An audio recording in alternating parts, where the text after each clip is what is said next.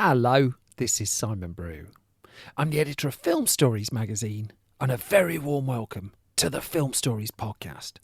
What's in it, you say? I hope we're going to have some gratuitous sex and violence. I certainly hope so too. Come with me. And I show you how deep the rabbit hole goes.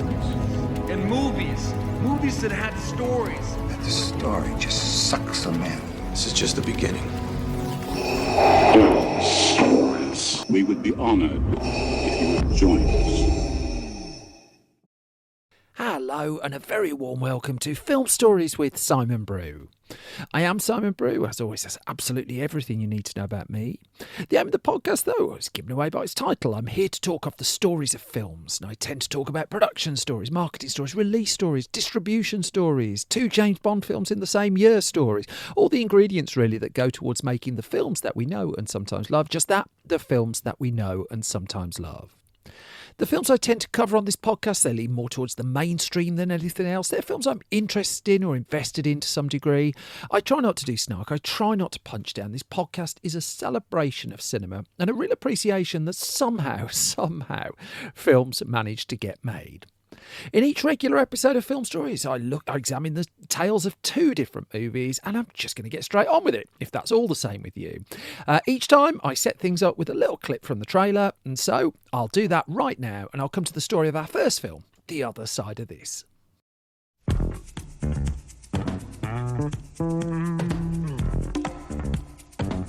Sean Connery is James Bond, Agent 007. Never say never again.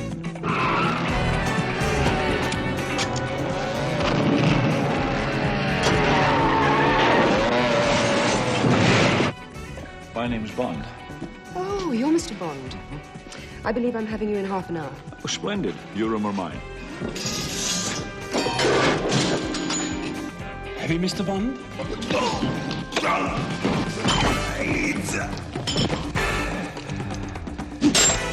You're marvelously well equipped. Thank you, James. So are you. Good to see you, Mr. Bond. Things have been awfully dull round here. And that is a clip from Never Say Never Again, dating back to 1983, directed by Irving Kershner, screenplay credited to Lorenzo Semple Jr., story by Kevin McClory, Jack Whittingham and Ian Fleming, and based on Thunderball by Ian Fleming, starring Sean Connery, Klaus Maria Brandauer, Max von Sydow, Barbara Carrera, Kim Basinger, Bernie Casey, Alex McCowan and Edward Fox. Never Say Never Again. Okay, so the James Bond saga, and I'm indebted as always when I'm talking about Bond to the wonderful book Some Kind of Hero by Matthew Field and A.J. Chowdhury, for a couple of decades had a splinter in it, and it went all the way back to the 1960s and the publication of the Ian Fleming book Thunderball. So a young writer by the name of Kevin McClory was among those who came up with the story outline for the eventual novel, the novel being published in 1961.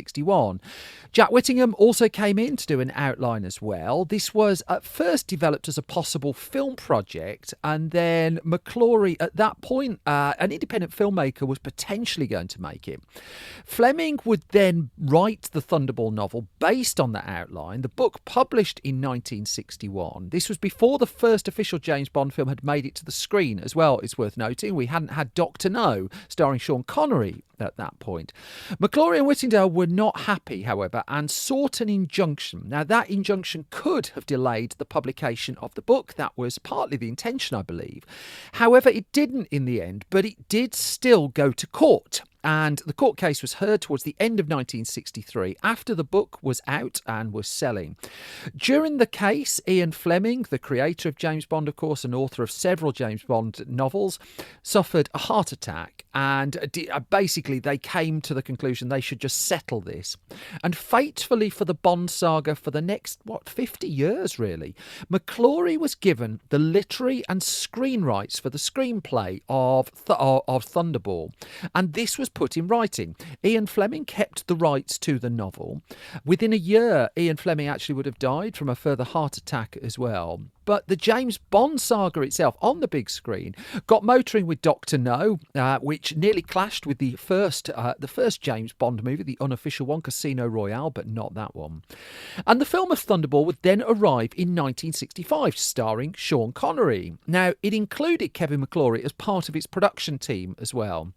And part of the thinking there, in a deal overseen by the legendary overseer and producer of the James Bond series, Albert R. Broccoli, was that it would stop Kevin McClory pursuing a film take of his own based on the novel, which he apparently had the rights to do.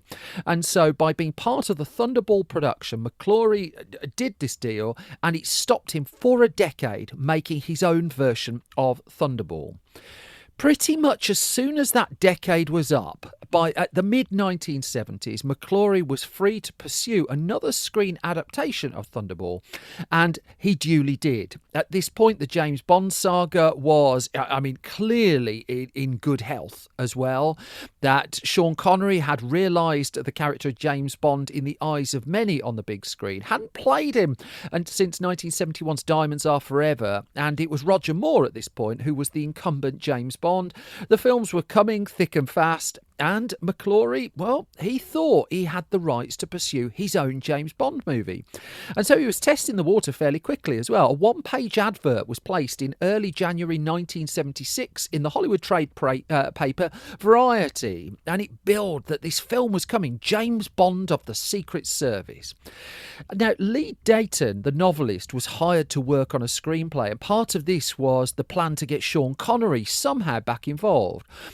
Connery was lured back to play James Bond, having initially retired the role, and it went to George Lazenby for On Her Majesty's Secret Service. After that, Lazenby, a one-time Bond, of course, Connery came back for one more run, at least in the official line, in Diamonds Are Forever, but was said he'll never play James Bond again.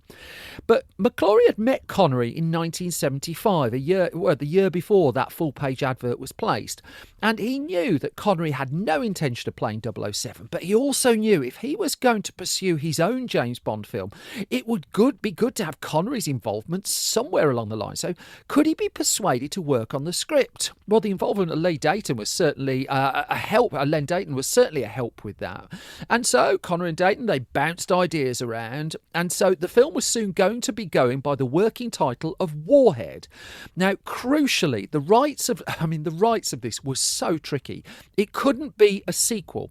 All McClory had was the screen rights to do basically another adaptation of Thunderball. That was it. He couldn't do Thunderball 2. He didn't have the screen rights for the James Bond character beyond that. And so it had to be pretty straight down the line what they were doing. The plan being to get filming in 1977. But of course, United Artists, Danjak, Eon Productions, all of the stakeholders in the official line of James Bond films were not happy and were happy to use legal matters to try and stop this. And so they were contending that the use of James Bond was theirs, with the exception of this singular Thunderball project where the rights were shared.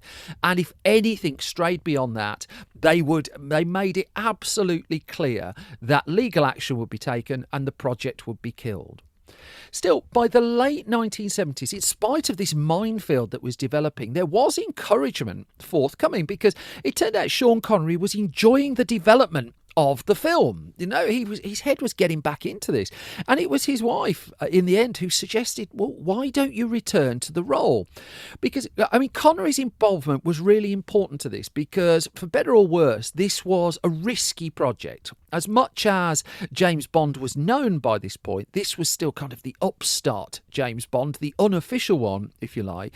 And so Sean Connery instantly lent it cachet. And Connery, of course, hadn't got on with Albert R. Broccoli for some time at this point, so he had no interest in placating or pacifying or working with Broccoli particularly. At one point, Sean Connery was apparently asked even to direct the film, but it was a real surprise when he confirmed he was willing to return as James Bond 007 in an acting role if the deal was right. Again, for the first time since 1971's Diamonds Are Forever. Well, the lawyers were busy. Of all the people who made money out of this Bond film, the lawyers were right up there, I think, because lawsuits and legal threats which had been simmering were now coming to the fore. Eon Productions, had been told, in fact, that Kevin McClory, as part of the rights that he had, apparently owned the screen rights to both the Spectre organisation, the most sinister organisation in the James Bond movies, and the character of James Bond's most infamous villain, Blofeld. And this instantly had an impact on 1977's terrific James Bond movie, The Spy Who Loved Me. It had to be altered. It couldn't have Spectre. It couldn't have Blofeld because now the official line of Bond movies couldn't use those. Eon Productions would go as far as, in 1981's For Your Eyes Only, having a prologue of having someone who looked like Blofeld but was crucially, for legal reasons never named, being dropped down a massive chimney at the start of the film. Broccoli himself, he published his own memoir before his death, and he talked about some of this in there, and he said we sought an injunction against them, claiming among other things that they would be trading on our success, that they'd milked ideas from previous Bonds, and by remaking Thunderball would be using more of our material than their own. Well, this was also scaring people off, that as much as it hadn't been properly tested in court, it was clearly going to be bruising either way, because Paramount Pictures had expressed interest in backing the unofficial Bond film, and yet Paramount didn't want to be in the crosshairs of legal trouble. And again, it was iterated over and over. Anything other than a remake, a strict remake, and Danjak United Artists would fire. Paramount backed off, and this was even after the studio, it had been announced in the Hollywood trade press that the studio was involved. Well, this was all slowing everything down, which was part of the plan, I think, for at least one of the parties here. And one person who was getting thoroughly fed up with it all was Sean Connery, and he was beginning to lose patience. I don't think he had a reputation of a particularly patient man at the best of times. Well, he was not particularly patient, and for a year or two, towards the end of the 1970s, the project was successfully strangled by litigation. In fact, it looked like the film wasn't going to happen at all until a man called Jack Schwartzman came onto the scene.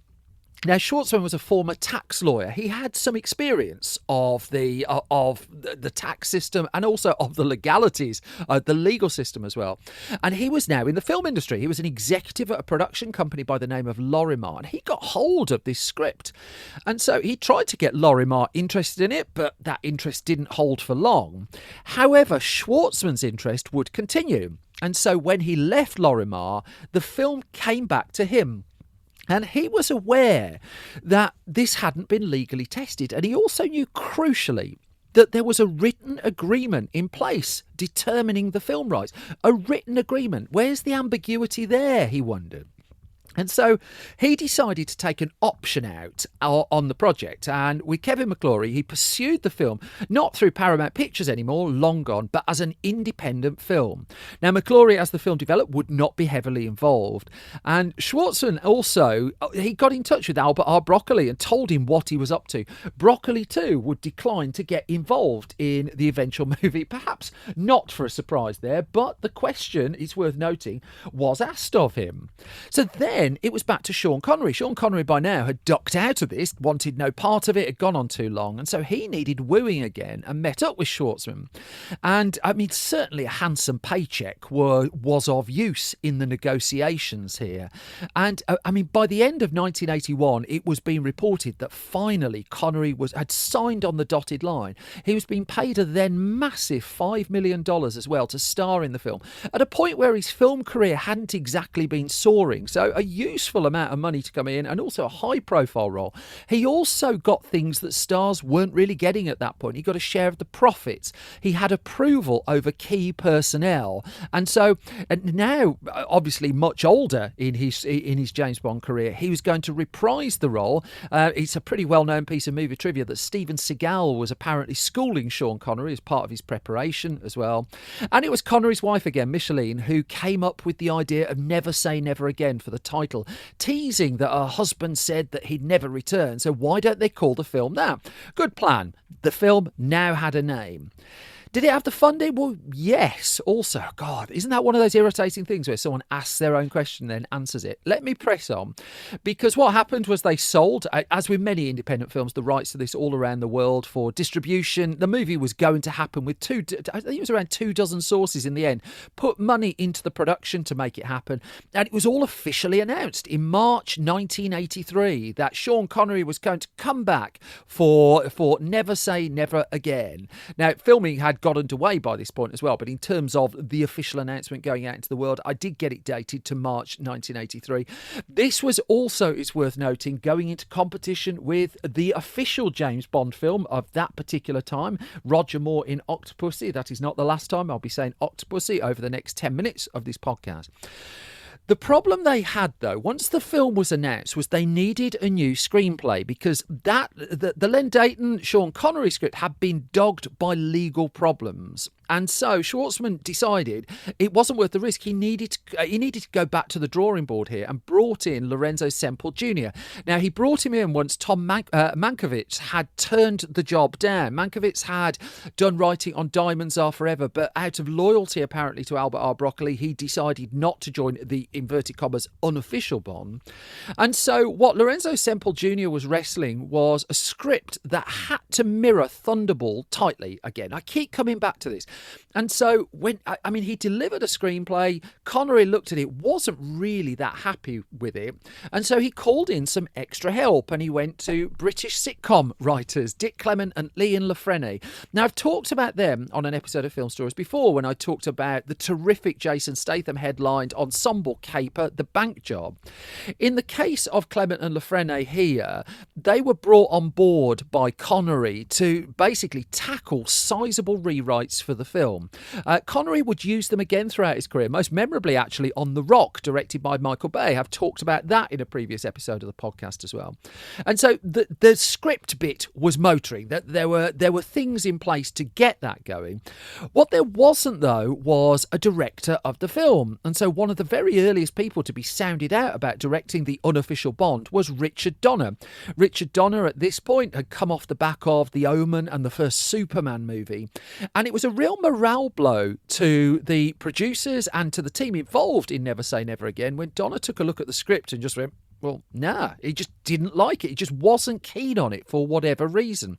And they were like, well, why isn't this successful director interested in this script? What is he seeing in it that's wrong? Now, a few other options were considered, but it was the success of a film by the name of, who knew, The Empire Strikes Back a few years before, had put Irving Kershner firmly back on the radar of potential big movies.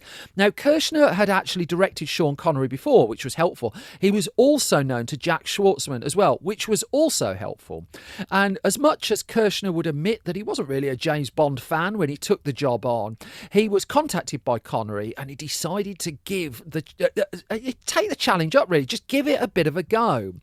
So all this was moving forward. The film was announced, but then by the spring of 1983, the film was being tested in court again, and there were more attempts just to delay it or hold it up. Kershner came aboard in the midst of this and just wasn't happy with Lorenzo Semple Jr.'s script either. It didn't help then that Kershner and Semple Jr. just weren't really getting on during the pre-production of the film. In fact, the making of Never Say Never Again appears to be littered with people who didn't get on particularly. But in the case of Kershner and Semple Jr., well, one of them eventually had to go. It got to that point. And what do you know? It's always the writer. Semple Jr. left the project. Now, Jack Schwartzman was married to Talia Shire, and Talia Shire has a very helpful relative by the name of Francis Ford Coppola. Coppola agreed to take a look at the script at this point, and so there was Dick Clement working on it, Ian Lafreniere working on it. All the while, money was tightening as well. It's worth noting again, this was not being done as a big, loud official James Bond film. This was having to be funded and put together as an independent movie. And so, as much as the cast was coming together, Barbara Carrera, Kim Basinger, Klaus Maria Brandau was a Connery suggestion as well. It was just tightening up. It was going to be tricky. Now, Douglas Slocum actually came to the film to shoot it after just off the back of making a film called Raiders of the Lost Ark. Wonder how that would turn out. But in September 1982, production would get underway on the movie. It would shoot Elstree Studios in the UK. It would go to the Bahamas. It would go to Spain. And you had this weird kind of moment where two James Bond films were going before the cameras at exactly the same time. And so, perhaps unsurprisingly, the media was stirring up the idea of the Battle of the Bonds. And what a great story as well. The two most successful actors as James Bond, Sean Connery and Roger Moore, were now both playing James Bond in brand new James Bond films coming out in the same year, and they were going to come out really, really close to each other as well. At the heart of it, two people who were getting on fine actually were Connery and Roger Moore. However, two people who weren't getting on fine were Connery and Jack Schwartzman, because Schwartzman at this point, I mean, he wasn't really a film producer. His background was in legal work, was in tax work, and as much as he'd been attached to the entertainment industry, producing a film, not least a James Bond film, and trying to wrestle the budget that they had to make a film of this scale, was felt to be a little bit beyond him. Now, from a producer point of view, from a financier point of view, he did keep putting his hand in his pocket to cover shortfalls in the budget, but still, in terms of the actual production of the film, Connery was not impressed. Connery had decided to play his Bond just as a slightly older Bond in the end, but there had been conversations about, well, this is a retired 007. Could he have some facial hair? Could Connery have his natural lack of hair on top of his head? Well, in the end, they resisted those. Connery memorably wore a hairpiece for the movie, and there was no facial hair above or below his mouth. And then while it was shooting as well, Dick Clement and Ian La Frenais, well, their work wasn't done. They would remain with the production throughout, rewriting the script, for which they got zero credit. The Writers Guild of America would not give them a credit on the movie. Instead, it went to Semple Jr., who got financial reward for that as well. But it was Clement and La Frenais who were watching the daily footage coming in from the film, and they just knew that it was in trouble, that what they were seeing wasn't making a fat lot of sense, and they had to do their best to fix it. They were sorting out a mess that they hadn't made, really. So they're in a fairly advantageous position, but still, it was a lot of work that needed to be done. So, for example, one creation of theirs was a character by the name of Nigel Small-Fawcett. Turns up as a rep of the British Foreign Office in the Bahamas. Rowan Atkinson hired in for that particular role. Going to just the troubles of the shooting of Never Say Never Again as well. One famous story was when Irving Kershner saw footage of Connery's stunt double for the film in action and couldn't really work out who he was supposed to look like. He argued that this particular stunt double had looked nothing like him. And the story goes that the production design had cast a stunt double based on Connery's look in 1960s Thunderball rather than in the early 1980s where age had just played a few tricks on him. It wouldn't be until 1983 when production would wrap up, at least principal photography would wrap up on Never Say Never Again, and there was Octopussy was ahead of it as well. And knitting the film together in post-production was, it turned into a bit of a problem. That even in post-production, dialogue was being written to cover up plot holes. They had to be quite nifty with the editing, do a bit of additional dialogue recording, cover it with some clever edits.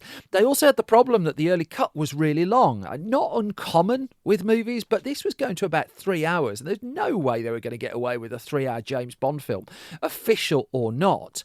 And even while they were wrestling with so many problems making Never Say Never Again itself, well, Eon, Danjak, United Artists, they were back firing out another court case. They went to the UK High Court to try and stop the release of the film.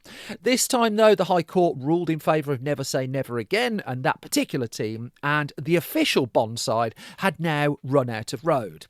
What they did, though, was get their film into cinemas first. The Octopussy was debuting in the UK in the summer of 1983 in June. It had its royal premiere in London, and there was still work being done. There was still new material being gathered for Never Say Never Again, even as Octopussy was playing. And so it's 8 months or so in the end of shooting on Never Say Never Again. And Connery, Christopher Bray's biography of Sean Connery, called The Measure of a Man, is well worth digging digging out, published by Faber and Faber. And the line from Bray's book is Connery, who had famously bridled at the increasing duration of the original Bond shoots, would doubtless have been chomping at the bit, even had the movie been expected to take so long. But it hadn't, which meant he was more furious than ever. And he said the end result, he would say, quote, seemed as long as all the other 6 I'd made put together. They did get the film finished, however. Never Say Never Again would premiere in London in December of 1983, and there was royalty there. Prince Andrew sweated his way through the film's debut. Connery, though, even ahead of the release of the film, would just rail against it. That at an event the night before, I think it was, the night before the premiere, he would be talking about the level of incompetence that had gone into, so much incompetence, he said, had gone on during the making of the movie. By the time he got to the end of it, he just wasn't really talking to the producer. And so it was coming down to, well, is the film going to be any good? It had already debuted in America in October 1983, the UK release in December of 1983. And, well, I mean, the reviews were all right, really. In fact, they were quite good. Now, I've rewatched Never Say Never Again fairly recently, and I just don't think it's particularly strong. Really, I remember watching it at the cinema when it came out. I'm that old. I remember wondering why it didn't have the proper gun barrel sequence at the start, but of course they weren't legally allowed to use that. So you've got this weird logo board with 007 just appearing just on the screen in front of you, and so many of the trappings of the James Bond films, the official ones, were missing. But critics liked seeing Connery back in the role of 007, and there was generally some admiration for it. It does sort of help that Octopussy hadn't been wonderfully received by critics earlier in the year, but still, it was, as always, it was going to be the audience that was going to decide the fate of Never Say Never Again. And so with that in mind, let's just dig into the US release of the movie. It was Warner Brothers who picked up the release for the film in the US. They get the home video rights as well. And it had a handsome opening as well. By 1980 standards, a $10.9 million opening weekend in 1983 was quite something. And the return of Sean Connery was clearly welcomed by audiences. The same week, the films that were around, I mean, in second place was The Big Chill with $4 million. So it was number one by a lot.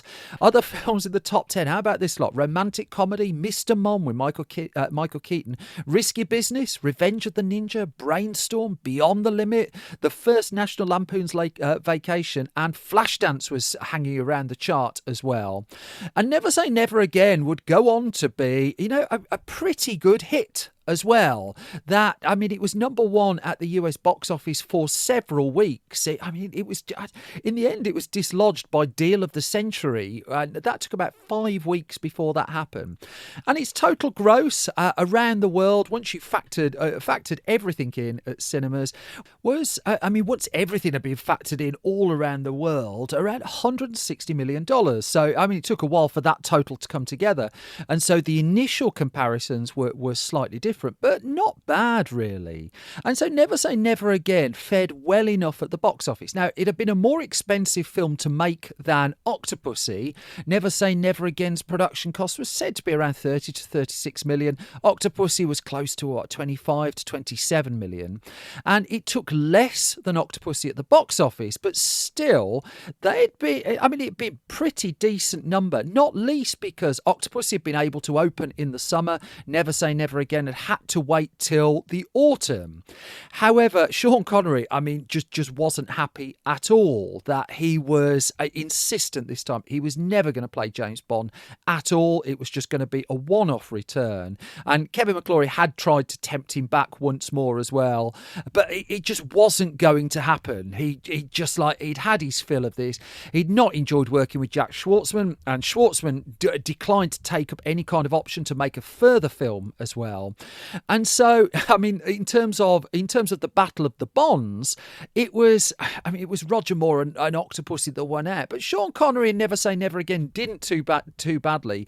But it was a bit of a knockout blow, really, for Connery's time as 007. In fact, Connery was said to be not just disillusioned with the film, but also with the broader industry as well. And it would take a few years, really, for him to get full-on rehabilitated. That it was 1987's The Untouchables that would win him an Oscar. But I will name-check the fact that in 1986, what a double bill this was: Highlander and The Name of the Rose.